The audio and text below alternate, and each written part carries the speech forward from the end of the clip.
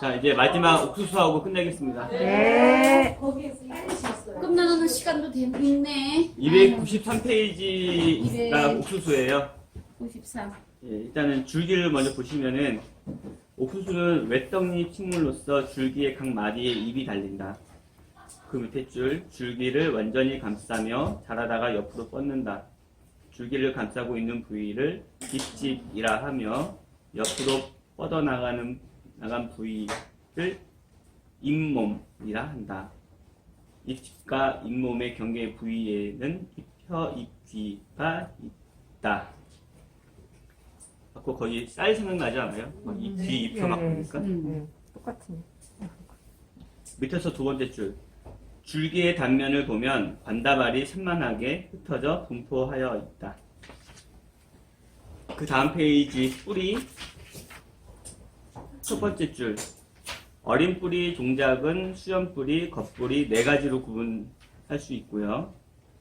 그리고 종자를 심으면 제일 먼저 약간 굵은 뿌리 하나가 싹 터 나오는데 이게 어린 뿌리.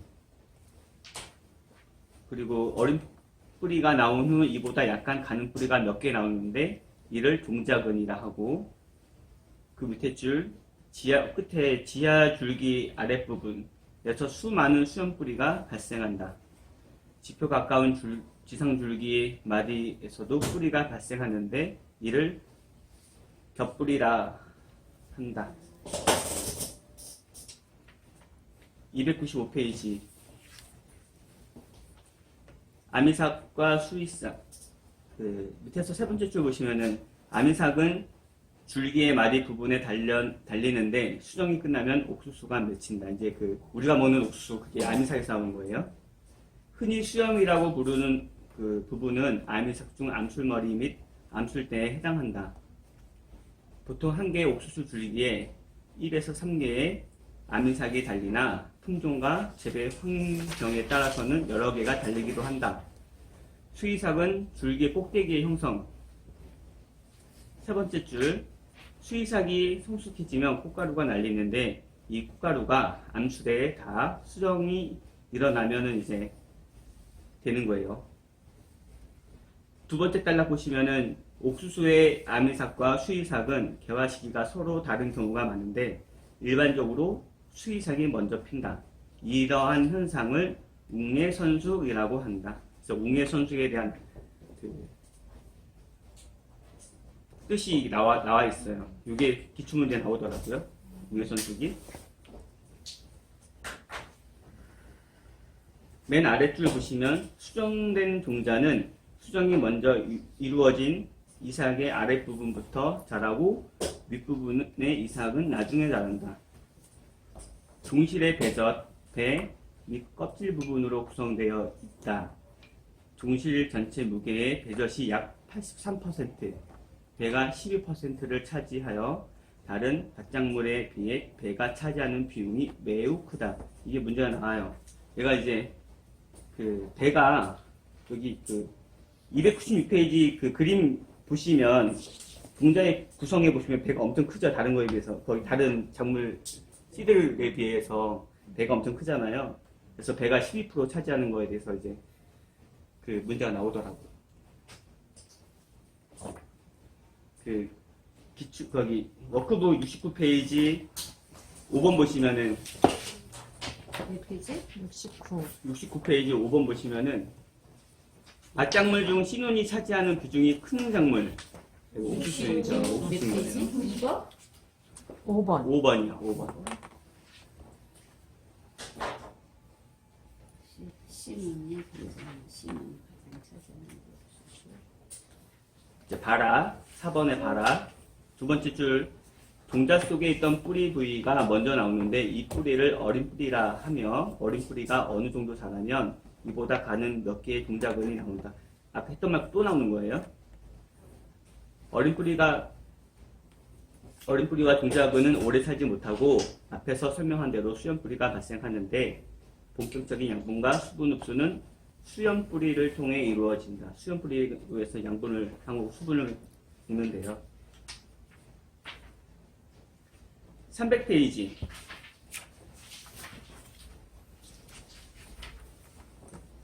그 그림 보시면은 수이삭이 있고 암이삭이 아래 있잖아요.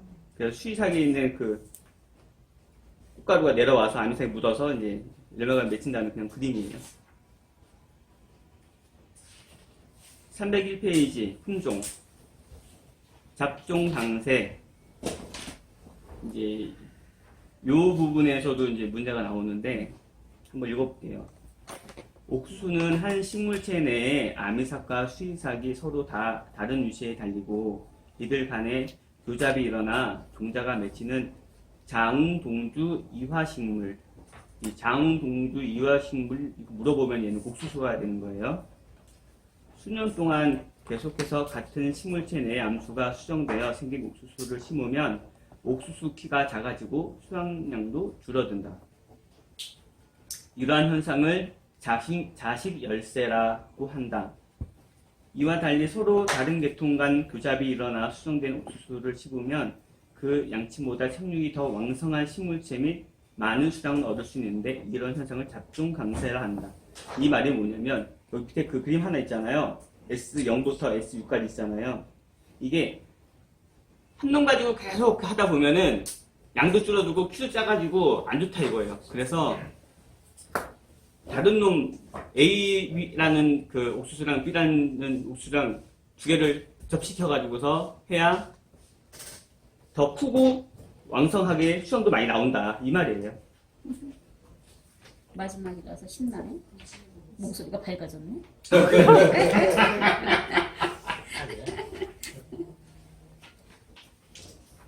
이제 그래서 이제 그 아래 맨 마지막 줄 보시면 일대 잡종 종자를 심으면 생육이 왕성하고 균일하며 생산량이 많은데 여기서 수확한 종자를 다음 해에 다시 심으면 전반적인 생육이 고르지 않으며 수량도 줄어든다.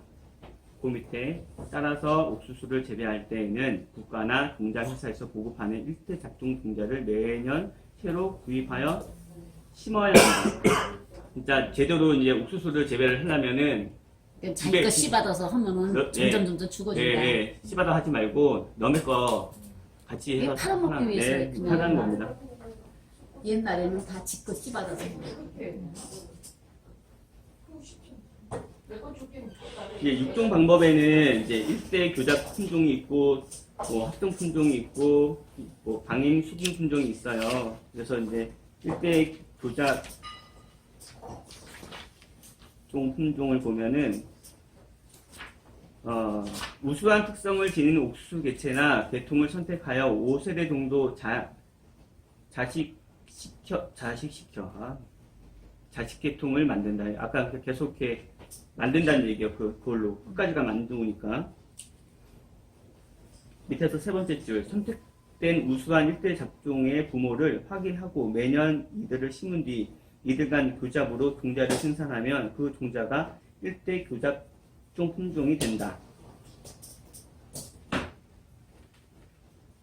303페이지 밑에서 여섯 번째 줄 일대 잡종은 잡종 강세가 나타나 매우 왕성한 생육을 보이며 수량도 많다. 결론은 일대 잡종이 좋긴 좋은데 결론은 섞어야 된다는 얘기예요.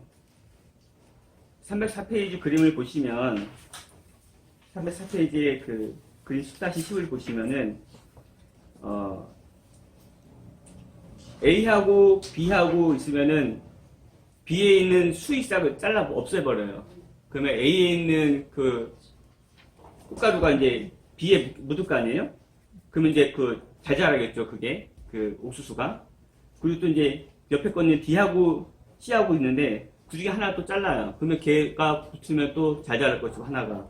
그럼 또 여기서 잘 자라는 놈들끼리 또 해서 밑에 이제 A하고 B하고 한 거, C하고 D하고 한 걸 해서 해가 또 이제 잡종을 또 만드는 거예요. 이렇게 해야만이 재배가 잘 된다. 요 그림입니다.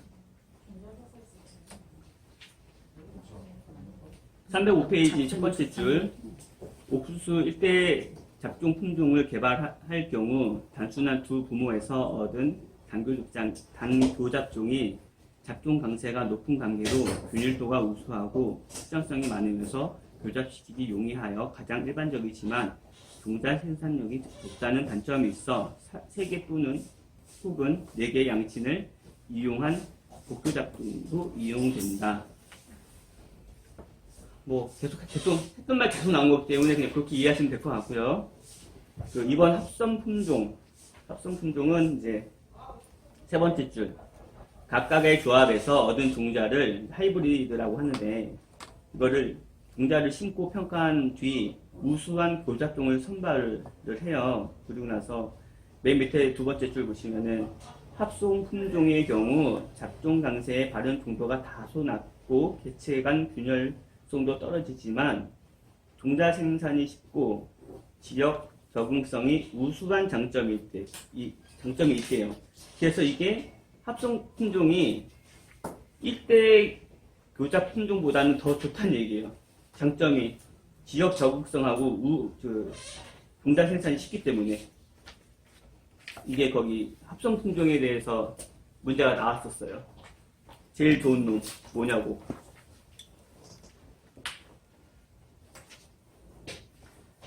그 306페이지 그 방임 수분 품종 이거는 일반 농가에서 유지해 오는 재래종 품종들이 이제 여기에 포함되는 거예요. 우리 항상 거기 집에서 이렇게 씨 모아놨다가 하는 거 있잖아요. 이게 이제 방임 수분 그 품종에 속한 거고 거기 두 줄 더 내려가시면은 품종 개량의 효과는 미미하며 다만 자연 상태에서 오랫동안 지속적으로 선발되어 왔기 때문에 그 지역에 대한 환경적 적응성과 안정성이 높다는 장점이 있다는 거예요. 그러니까 일반 농가는 뭐 대량으로 하는 게 아니니까 그냥 여태껏 뜬 것처럼 해도 된다. 뭐 이런 뜻입니다. 그래서 3번 용도에 따른 품종 두 번째 줄 마취종, 격립종, 단옥수수, 찰옥수수, 튀김옥수수 5가지가 있어요. 뒤로 하면 쭈루룩 있는데 여기서 이제 일단 그 성분을 볼게요. 옥수수 종자의 주성분은 전분이며 전분은 아밀로스와 아밀로펙틴으로 구성되어 있어요. 근데 이제 그 아밀로펙틴이 95% 이상인 전분을 그러니까 왁시라고 하고 아밀로스가 25% 전후로 포함된 전분을 매옥수수라고 찰옥수수, 매옥수수 이렇게 이야기한다는 얘기예요. 그래서 거기 성분에 가지고서 뭘 찰옥수수라고 그러냐, 뭘 매옥수수라고 하느냐 이렇게 물어보는 문제가 나와요.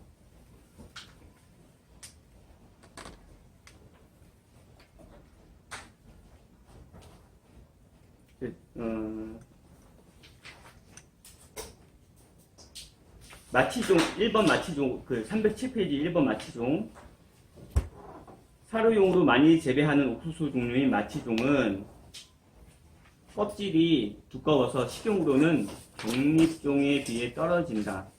마취종 이름이 이제 왜 마취종인지 세 번째 줄에 나오거든요. 완전히 말린 마취종 옥수수 종자는 윗부분 가운데가 오목하게 들어가 마치 말의 어금니 모양과 같기 때문에 마취종이라는 이름을 붙었다. 그래서 말 이빨하고 비슷하게 생겨서 마취종이래요. 뭔 말 이빨을 보지 못했으면 비슷하게 생겼는지 못했는 줄 알지. 2번 격립종은 두 번째 줄 사료나 공업 원료로 이용된다. 종자가 매우 단단하고 껍질이 매끄러우면서 윤기가 난다. 이제 옥수수에서는 이제 단옥수수하고 찰옥수수가 약간 중요한데 그 단옥수수는 이제 볼게요. 수확 후 바로 풋 이삭을 삶아 직접 먹거나 가공 및 통조림으로 이용하는데 섬유질이 적고 껍질이 얇기 때문에 식용으로 적당하다. 다른 종류의 옥수수들은 종자가 성숙하면서 당분이 전분으로 합성되어 종자 내에 축적되지만 단옥수수는 이러한 합성 과정을 억제하는 유전자를 가지고 있어 당 함량이 높아서 단맛이 강하다. 이게 그 단옥수수에 대한 특징입니다. 그래서 이제 이렇게 해서 이제 단옥수수에 대한 뭐 특징이라던가 그 이게 뭐냐라고 물어보는 게 있는데 워크북 68페이지 3번이 보면 이제 단옥수수에 대한 설명 그 특성이 나온 게 있어요. 그래서 옳은 게 뭐냐 나옵니다. 3번에 답이 3번이네요. 당분이 전분으로 추측된 것을 억제하는 유전자가 있다.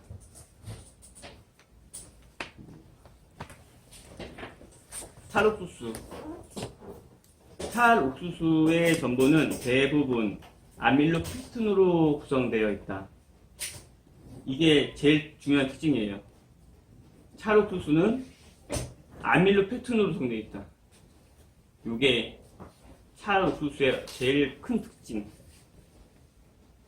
쌀에도 아밀로펙틴이라는 얘기잖아, 그치? 똑같아요. 응. 똑같은 얘기지.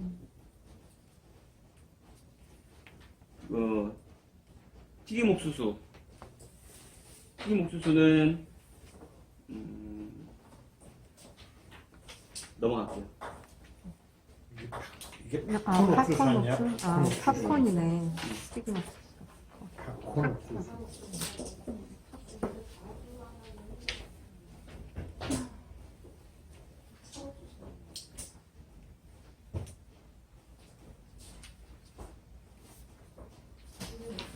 재배기술, 비료주기. 첫 번째 줄에 옥수수가 자라는 데 필요한 필수 요소, 질소, 인산, 칼리 이런 걸 시포라고 하나요? 시포식물이라고 하나요?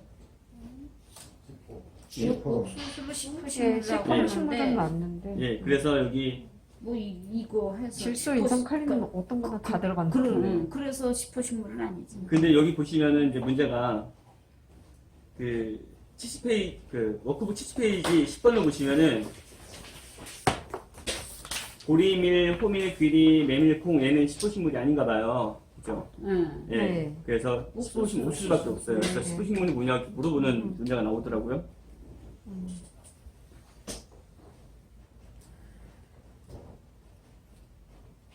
그 네 번째 줄 보시면은 비료의 흡수율은 질소가 50에서 60, 인산이 20에서 20%, 칼리가 40에서 50% 정도이다.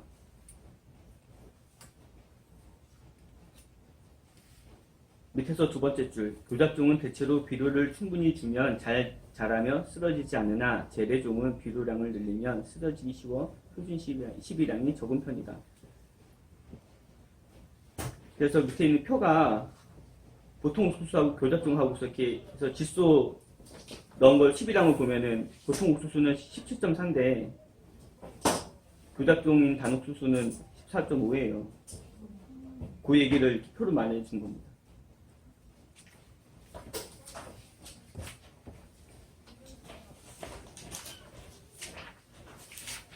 유기물에 인산이 많다고 했지. 여기 뭐래요? 그리고 316페이지에 네, 이제 병에 이제 이제 그림 무늬병하고 깨씨 무늬병하고 검은줄 오갈병이 있다. 닭. 몇 페이지야? 닭. 316페이지예요. 310. 그런 게 있다. 그냥 자세히는 안 물어보고요. 그냥 이런 병이 있다는 것만 아시면 될 것 같고요. 충에도 이제 거기 조명나방, 멸각나방, 거세미나방 이런 게 있다. 하면 될 것 같습니다. 이거는 검은 건 뭐 같은 거 같은데? 네? 이 검은 건 뭐 같은 거 같은데? 너 어릴 때 막 먹었는데 이거? 전에 먹었다고? 원래 전에 먹었다고? 아니 이거 검은 거 그게 아니 가루에 가루. 이제 수학 볼게요. 이거 먹었는데 이제 다 끝났어요. 이제 다 끝났어요. 수학. 이제 수학하니까 끝났지. 첫 번째 줄 끝에 보시면 네. 사료용 옥수수는 어릴 때 배워서 푸른잎 줄기를 가축에게 먹이거나 이삭이 거의 성숙했을 때 수확하여 사일리지를 만든다. 다섯 번째 줄 보시면 사일리지를 만들 때에는 옥수수가 누렇게 익을 때 수확하는 것이 좋은데 일반적으로 이삭이 나온 지 40일 전후를 수확 적기로 본다. 그 밑에 줄 보시면 이제 오른쪽에 옥수수 이삭을 직접 먹을 경우 옥수수가 말랑말랑하면서 누르면 우유 같은 즙이 나오는 시기, 유숙기, 요 초기나 중기 말기가 적당하며 알갱이를 통조림으로 이용할 때에는 종실이 약간 여물기 시작하는 유수기 말기가 적당하다. 옥수수 바짝 익은 거보다 덜 익은 거가 더 맛있다. 밑에서 두 번째, 단 단물 많이 옥수수는 나오고. 수확 적기가 지나면 시간이 경과할수록 당분 함량이 떨어진다. 319페이지 위에서 네 번째 줄요. 종실용 옥수수는 이삭 껍질이 누렇게 변하면서 알맹이가 단단해지는 성수기에 수확한다. 이때 옥수수 종실의 수분 함량은 30% 정도이다. 기계로 수확할 경우에는 종실의 수분 함량이 25% 정도 될 때까지 말린 다음 수확한다. 성분과 이용.